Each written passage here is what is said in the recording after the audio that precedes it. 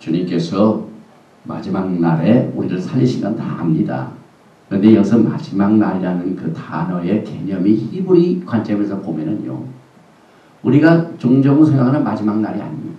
이 마지막 날은 언제나 메시아닉 에라를 말합니다. 이 메시아닉 에라가 이 세상의 6천년의 역사가 끝나고 새로운 세계가 시작된다는 것을 말합니다.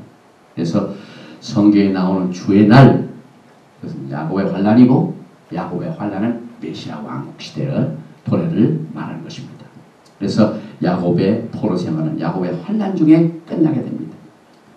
그리고 이제 예수님께서 부활의 역사를 나타나시는데, 특별히 이 부활의 역사를 보여줄 적에 우리가 그 이해하는 그 각도도요, 히브리 관점에서 보면 전혀 새로운 또 해석이 나옵니다.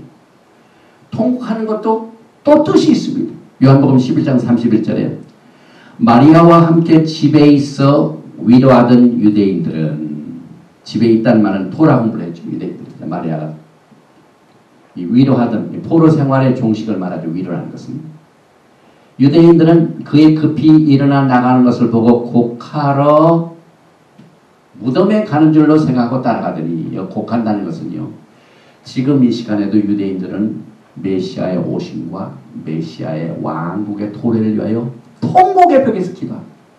곡한다는, cry out. 우리는 기도하면 막 그 우리의 기도의 제목이 거의 개인적이죠. 그러나 유대인들은 그렇지 않아요. 메시아께서 속해 오시옵소서. 그래서 이 이스라엘의 흩어진 나라를 세우시고 왕국을 빨리 세우시옵소서. 그래서 그 기도의 문 이름을 아미다라고 하죠. 아미다 기도문을 딱 보면 서서 기도하는, 서서 유대인들이 막 이렇게 기도하지 않습니까? 그래서 곡하고 울고 있죠. 그러니까 지금 여기에 요한복음 11장에 마리아가 나와가지고 곡하러 나가는 줄로 알았다는 것은 유대인들이 지금 그 나라를 위하여 지금 곡하고 있는 것을 설명해주고 있습니다. 그런데 놀라운 것은 예수님께서도 곡하셨습니다. 오셨습니다. 이건 절대로 하지. 나사로가 죽은 상태를 보고 예수님이 오셨다는 사실은요, 우리가 기도할 적에 무엇을 위하여 눈물을 흘려야 되느냐 하는 사실을 이 히브리 관점을 통해서 다시 정리를, 우리의 기도가 다시 회복됩니다. 요한복음 11장 33절에 예수께서 그의 우는 것과, 거기 전부 나사로 식구들이 울었죠. 그 우는 것과 또 함께 온 유대인들의 우는 것, 유대인들이 지금 포로 생활을 빨리 청산하게 해달라고 막 통곡하고 울고 있지 않습니까?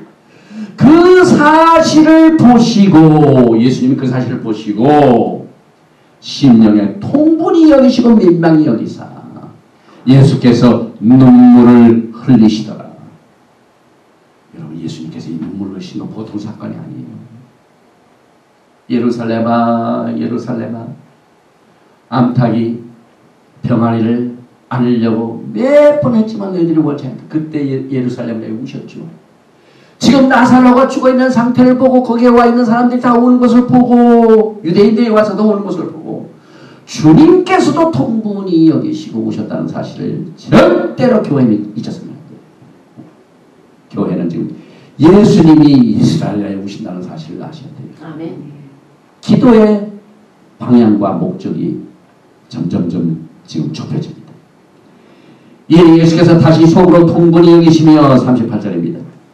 무덤에 갇히니 무덤이 굴이라 돌로 막았거늘 예수께서 가라사대 돌을 옮겨 놓으라. 그 말은 지금 유대인들의 마음속에는 돌 같은 마음이 있기 때문에 예수를 메시아로 받아들이지 않고 있습니다. 그러니까 심령에 있는 돌 같은 마음을 제어버리라. 그 말입니다. 돌을 옮겨 놓아라. 우리의 마음속에 지금 돌을 제거하는 때입니다. 지금 교회도 우리 심령의 할례를 받아야 됩니다.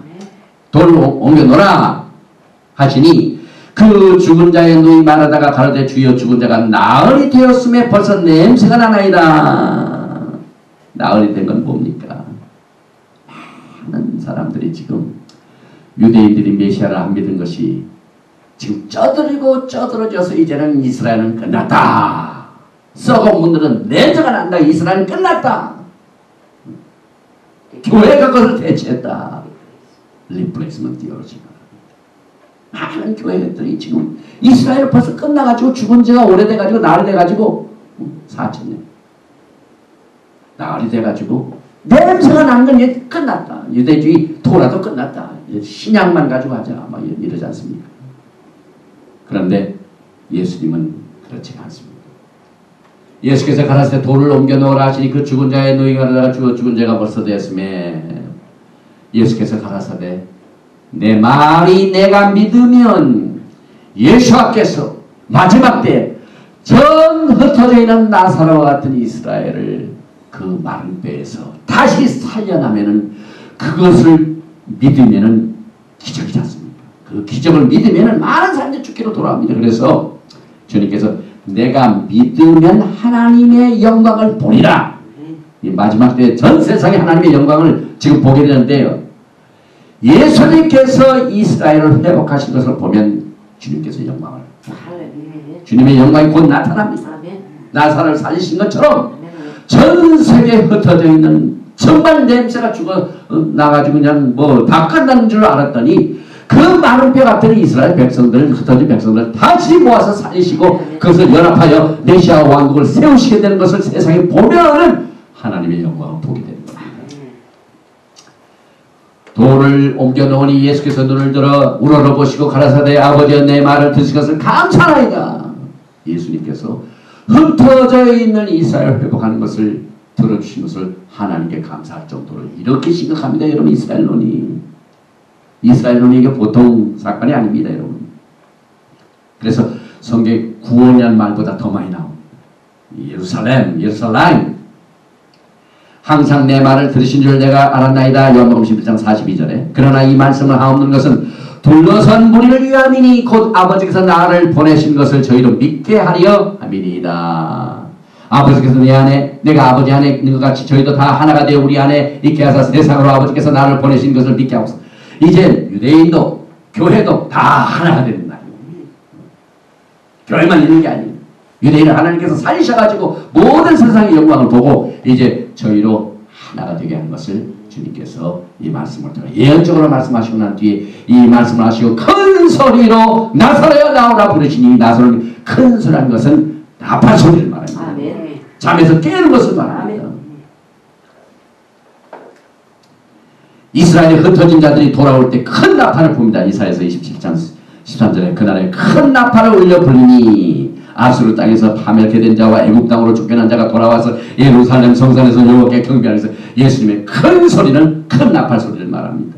그래서 죽은 자가 수족을 메고 동행체로 나오는데 그 얼굴은 수건에 쌓였더라. 예수께서 가라사대 풀어놓아 다니게 하라. 포로 생활로부터 이제 해방을 받으라. 이스라엘 흩어진 자들이 토라를 다시 행하는 사실을 여기서 걸어다니는 것은 뭡니까? 할라 죽으면서 일어날 뿐만 아니라 걸어가야 됩니다. 토라를 행하게 만듭니다.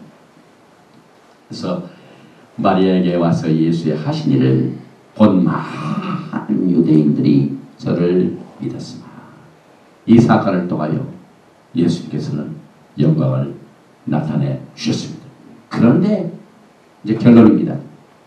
요한복음 11장 끝부분에 49절에 그 중에 한 사람은 그 대제사장인 가야바가 저에게 말하되 너희가 아무것도 알지 못하는가. 막 바리새인과 대제사장이 놀랐습니다. 죽은 자를 예수가 살렸다는 사실을 알면 사람들이 다 그를 따를 것이다 해가지고 막 교단이 전부 그냥 그 작당을 해가지고 예수를 죽이려고 합니다. 지금 이와 같은 일도 벌어지고 있죠. 그래서 저는요 지금 이 시스템을 별로 좋아하지 않습니다. 이 성경에요 뭐 대제사장, 바리새인, 공회 이 시스템은 언제나 예수님을 괴롭혔습니다. 그런데 그의 한 사람 대제사장인 가야바가 한 사람이 백성을 위해 죽어서 온 민족이 망하지 않게 되는 것이 너에게 유익한 줄을 생각지 아니하노도다. 깨달음이 없도다. 그래서 요한복음 11장 50절에 이 말은 스스로 함이 아니요 그 해에 대제사장님으로 예수께서 그 민족을 위해 하시고 여기서 그 민족을 위해서 죽으시는데 그 민족은 유다의 집을 말합니다. 이스라엘의 집 가운데 북이스라엘 남유다 그 민족을 위해 하시고 또 그 민족만 위할 뿐 아니라 이스라엘 집이 둘이에요. 민족을 위해 하시고 그 민족만 위할 뿐 아니라 흩어진 나라